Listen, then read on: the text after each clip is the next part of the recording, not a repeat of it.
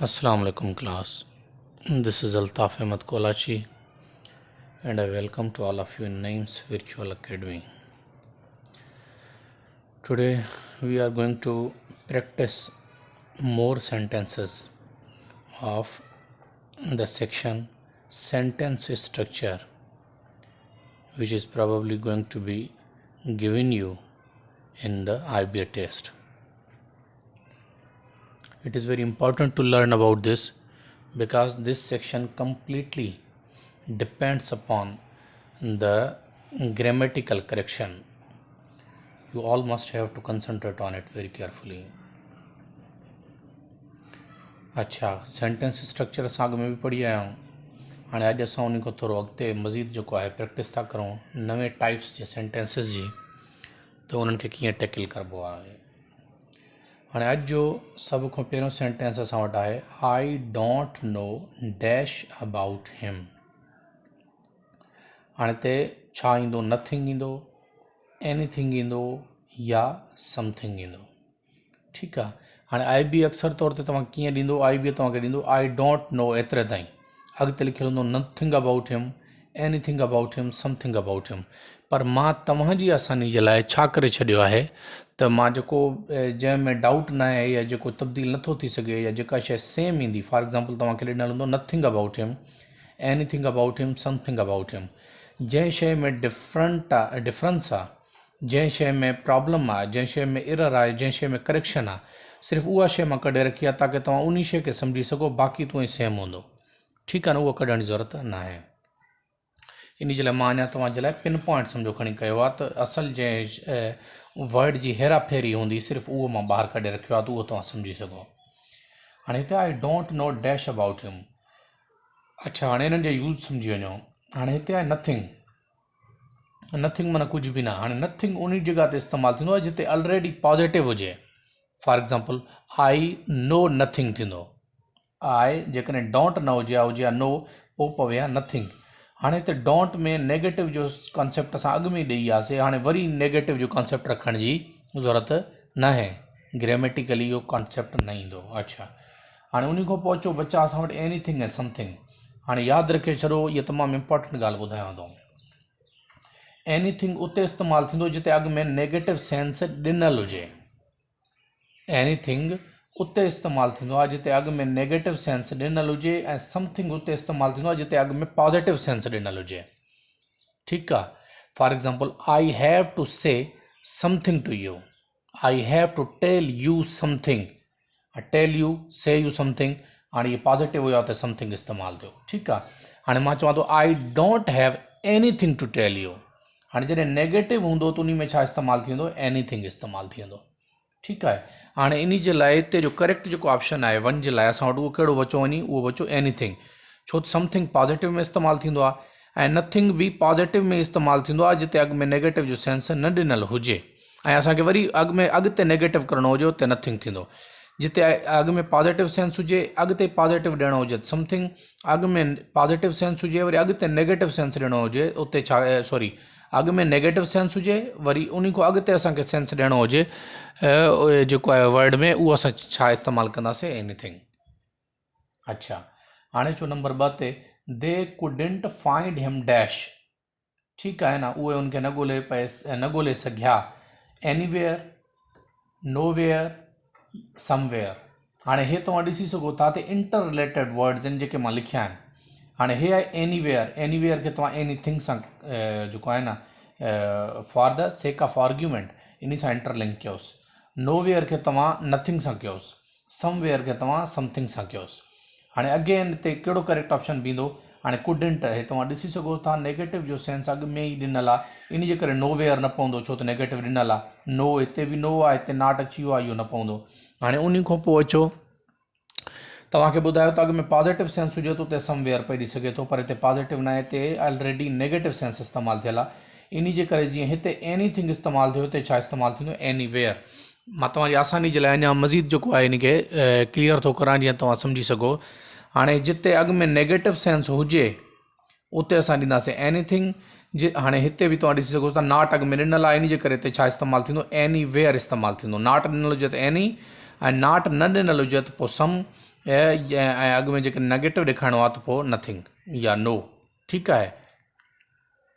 हाणे अचो थर्ड ते। हाणे थर्ड जेको असांजो सेंटेंस आहे उहो छा आहे, आई लाइक टू डैश।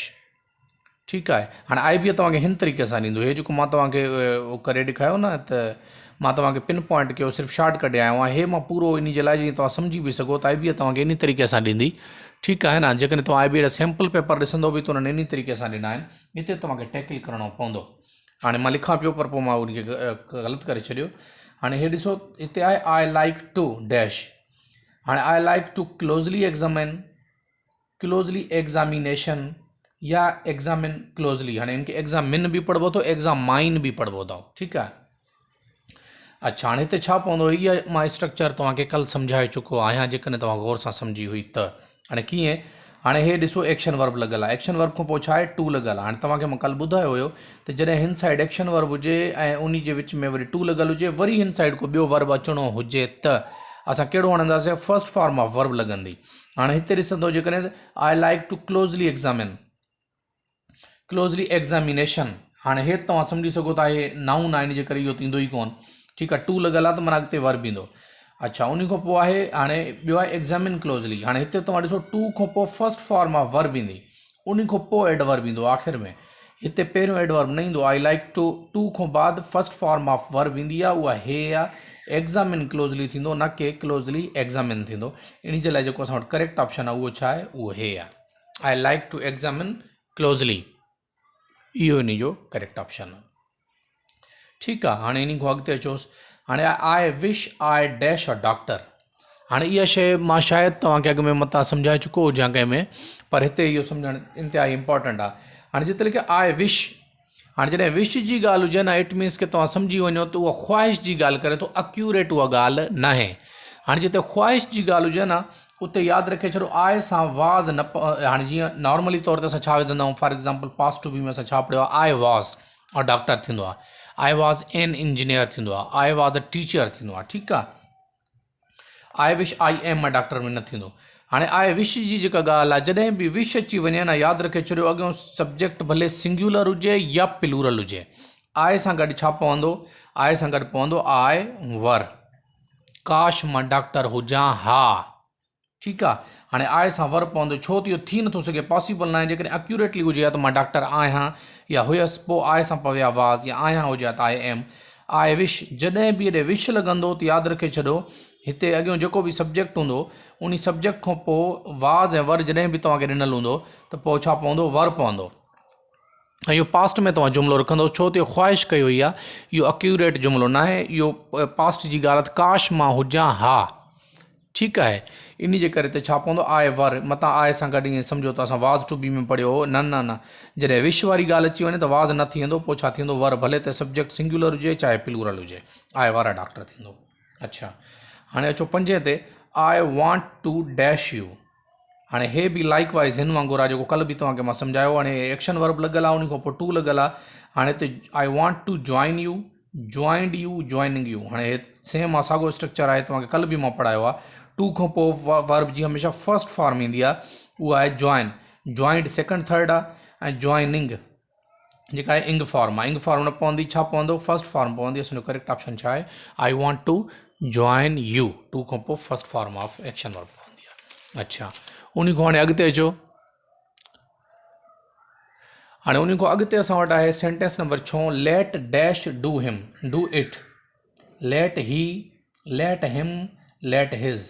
हाणे हिकिड़ी ॻाल्हि हमेशह जे लाइ पंहिंजे पल्ले चवंदा आहिनि, जीअं विझी छॾो, ॿधे छॾो, उहा कहिड़ी, लेट खां पोइ हमेशह प्रोनाउन जी ऑब्जेक्टिव फॉर्म ईंदी आहे।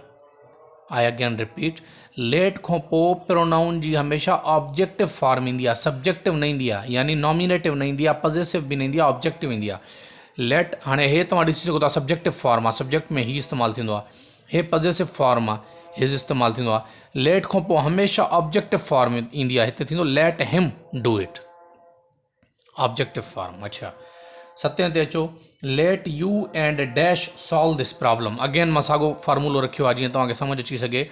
हाणे त लेट खां पोइ जेको यू आहे न, इहो सब्जेक्टिव न आहे, इहो ई ऑब्जेक्टिव आहे। भले हिकु हुजे या लेट खां पोइ ॿ सब्जेक्ट रखिया वञनि, पर उहे ऑब्जेक्टिव फॉर्म में रखिया वेंदा जेकॾहिं प्रोनाउन हूंदा। जेकॾहिं नालो हूंदो त पोइ त लेट आसिफ़, लेट इम्तियाज़, लेट इल्ताफ़, लेट हिम, उहा फॉर एग्ज़ाम्पल लेट सलीम वग़ैरह वग़ैरह। नाउन हूंदो त नालो ई लिखंदासीं। जेकॾहिं प्रोनाउन हूंदो त प्रोनाउन जी ऑब्जेक्टिव फॉर्म यूज़ कंदासीं। हाणे जीअं त let you and dash, and I न थींदो, माई बि न थींदो, हे पॉज़ेसिव फॉर्म आहे, सब्जेक्टिव फॉर्म आहे। त करेक्ट ऑप्शन छा आहे लेट यू एंड मी, छो त मी ऑब्जेक्टिव फॉर्म आहे। लेट खां पोइ प्रोनाउन जी ऑब्जेक्टिव फॉर्म इस्तेमालु थींदी आहे।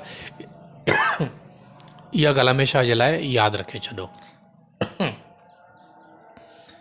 अच्छा, अॻिते अचो, one should not waste dash. हाणे IBM हिन तरीक़े सां ॾींदो, वरी मां तव्हांखे रिपीट करां थो इन जे लाइ जीअं तव्हां क्लियर थी वञो। IBM थोरो जेको जवाबु हूंदो उहो लंबो कंदो ताकी तव्हां कंफ्यूज़ घणा थी सघो, उहो ईअं कोशिशि कंदो आहे। हाणे मां तव्हांखे पिन पॉइंट करे हिकु वर्ड छो मिस करां थो, ताकी तव्हांखे एक्यूरेटली सिर्फ़ु उहा ॻाल्हि सम्झाए सघां जेका सम्झण जी ज़रूरत आहे, बाक़ी शइ सेम हूंदी। ठीकु आहे। हाणे हिते one should not waste dash, his time, one's time या वंस टाइम। यादि रखे छॾो, जेकॾहिं पहिरियों सब्जेक्ट में वन हुजे अॻिते बि वन थींदो आहे, लेकिन कहिड़ो वंस? हाणे फॉर एग्ज़ाम्पल हिज़ त थींदो कोन, हे ग़लति आहे। जेकॾहिं सब्जेक्ट में पहिरियों क्लियर न कयो वियो आहे ही आहे या शी आहे, या नालो बि क्लियर न आहे, त पोइ हिते जेकॾहिं वन आहे त अंदरि बि वन थींदो। ठीकु आहे न, वन शुड नॉट वेस्ट। हाणे अच्छा वन हे न थींदो, हे वन थींदो, छो त हिते अपॉस्ट्रॉफी एस जो मतिलबु आहे त कंहिं बि माण्हू खे उन जो पंहिंजो टाइम वेस्ट न करणु घुरिजे। जो वारो अपॉस्ट्रॉफी एस जो मतिलबु जो निकिरंदो आहे। One should not waste one's time, ओ हे वंस लॻंदो, हे वंस न लॻंदो, इहो ग्रामेटिकली ग़लति आहे। ठीकु आहे। जॾहिं हेॾे वन आहे त हेॾे बि वंस टाइम थींदो, हिज़ टाइम न थींदो। अचो नाए ते, she may be reciting dash. ठीकु आहे। हाणे अॻिते छा, she may be reciting Holi Quran, the Holi Quran या प्रेयर। हाणे प्रेयर जी माना निमाज़ या का इबादत। हाणे इबादत खे रिसाइट न कबो आहे। ठीकु आहे। हाणे इहो त असां ख़बर आहे रिसाइट क़ुरान ई थींदो आहे। हाणे होली क़ुरान ईंदो या द होली क़ुरान ईंदो, तव्हांखे ख़बर आहे त होली क़ुरान हिकु तमामु पर्टिकुलर, तमामु प्रॉपर नाउन आहे, तमामु दुनिया जी अहम तरीन किताबु आहे। इन जे लाइ इन जो आर्टिकल द बि पवंदो। हिते करेक्ट ऑप्शन असांजे लाइ छा आहे, द होली क़ुरान, ना होली क़ुरान ना ई प्रेयर। ठीकु आहे।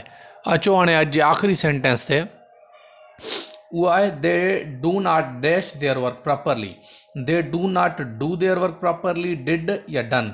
हाणे इहो मां छो लिखियो आहे त इहो भुलाइण जे लाइ अक्सर तौर ते इन तरीक़े सां ॾींदा आहिनि। हाणे तव्हां चवंदो हिते बि डू लॻल आहे, हेॾे त डू न लॻंदो। हाणे हेॾे जेको डू लॻल आहे, असां प्रेज़ेंट सिंपल टेंस पढ़ी आया आहियूं, उनजो स्ट्रक्चर मां तव्हांखे पढ़ाया आहियां। हाणे वरी सेंटेंस स्ट्रक्चर में उनजी ॻाल्हि हले थी। हाणे दे डू नॉट, हाणे हे जेको डू लॻल आहे इहो इन जो हेल्पिंग वर्ब तौरु लॻल आहे, जेको प्रेज़ेंट सिंपल में असां पढ़ियोसीं।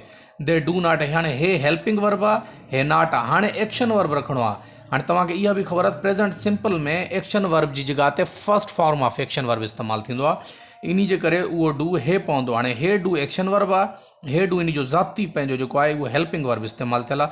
मतां भुलो त हिते डू लॻल आहे, हिते डिड ईंदो या डन ईंदो, ईअं न थींदो।